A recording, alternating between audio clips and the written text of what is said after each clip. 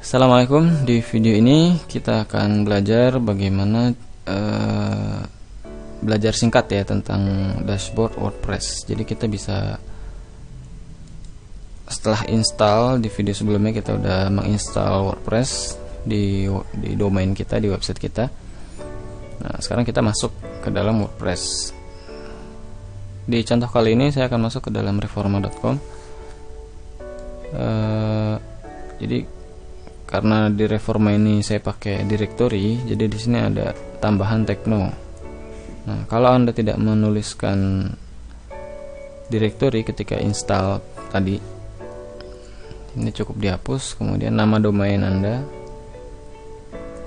jadi nama domain .com/wp-admin atau wp-admin. Nah, kalau saya ada Teknonya, tapi sama aja. Oke, kemudian enter. Kita akan masuk ke dalam WordPress.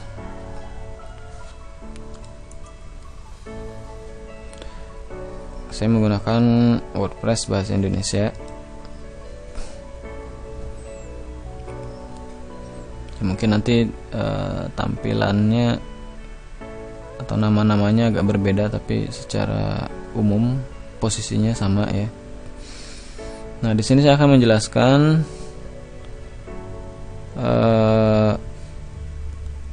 apa yang harus kita lakukan setelah menginstal WordPress lewat cPanel.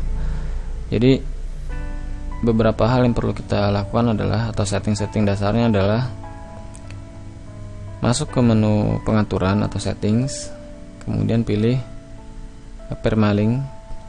Kita akan mengatur permalink sesuai standar SEO. Jadi untuk mendapatkan permalink yang sesuai dengan standar SEO, kita pilih yang post name. Jadi kalau bahasa Inggris nanti di sini tulisannya post name, karena di sini saya menggunakan versi bahasa Indonesia. Jadi tulisannya nama tulisan.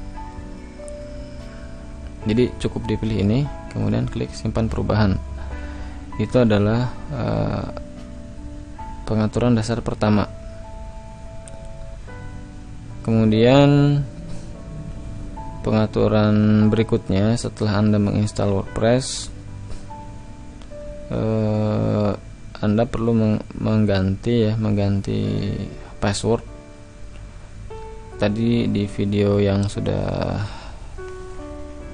saya jelaskan, saya menginstal WordPress menggunakan quick install. Quick install itu dia passwordnya di-generate secara otomatis.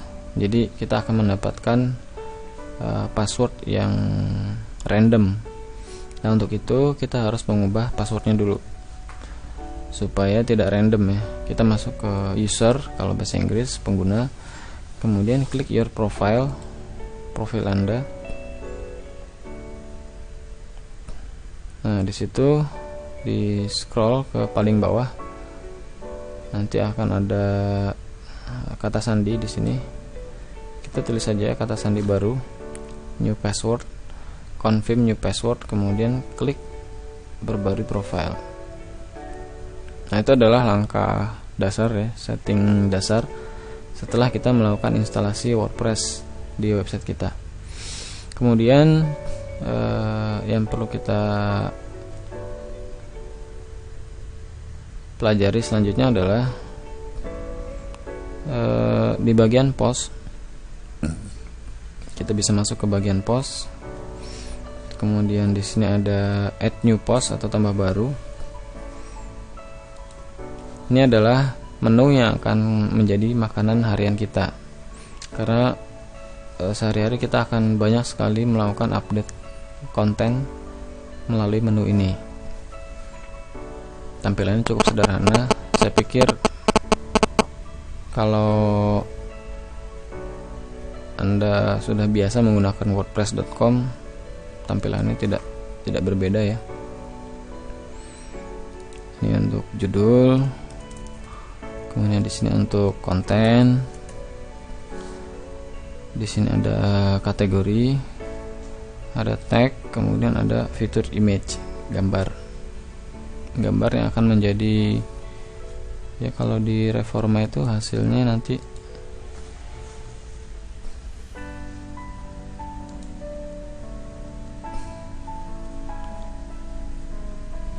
seperti ini. Ini adalah fitur image. Jadi gambar yang akan menjadi, ya, gambar utama gitu di dalam posting tersebut. Oke, saya pikir cukup mudah. Nanti Anda bisa pelajari sendiri tentang menu-menu yang ada di WordPress ini. Tinggal ditelusuri begitu ya. Nah, yang tidak kalah penting itu adalah bagian widget dan menu. Jadi di bagian menu ini kadang masih ada beberapa orang yang bingung menu ini fungsinya atau cara settingnya seperti apa. Nah, di menu ini ada di sebelah kiri ini ya. Di sebelah kiri ini ada kategori. Jadi ketika kita masuk ke kategori ini, kita biasanya akan berada di tab atau di pilihan yang paling banyak digunakan atau most used. Nah, kita pilih yang lihat semua untuk menampilkan semua kategori.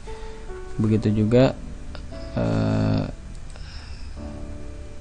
di bagian page atau halaman, kita klik lihat semua untuk menampilkan semua halaman.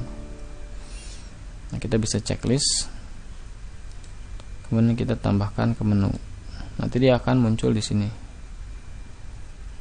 Nah, apa yang ada di sini adalah menu yang akan tampil di front end atau di halaman depan website kita. Ya, urutannya sama ya. Sebelum ada disclaimer, urutannya home, blog, testimonial, about. Home, blog, testimonial, about. Jadi seperti itu. Ini saya hapus. Oke, itu penjelasan singkat tentang dashboard WordPress. Silahkan belajar di video selanjutnya.